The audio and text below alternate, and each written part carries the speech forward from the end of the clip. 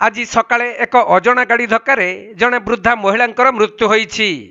एभली दुर्घटना घटी संबलपुर जिला रेढ़ाखोल थाना लुहापंक पंचायत बेतगड़ छक निकटरे।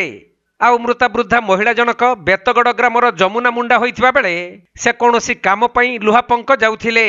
एही समय रे कौनसी एक अजणा गाड़ी तांकु रास्ता उपरे धक्का देबारु घटनास्थल रे ही जमुनांकर मृत्यु होइथिला। पर एही दुर्घटना को नहीं क्षतिपूरण दाबी रे मृतकों परिवार लोक माने 55 नंबर जातीय राजपथ को अवरोध करथिले। जेउथिपाई घटनास्थल रे तीव्र उत्तेजना प्रकाश पाइबारु खबर पाई रेढ़ाखोल पुलिस और उपजिल्लापाल प्रमुख घटनास्थल रे पहुंची मृत महिला परिवार लोकों को बुझासुझा करिबा परे यातायात स्वाभाविक होइथिला।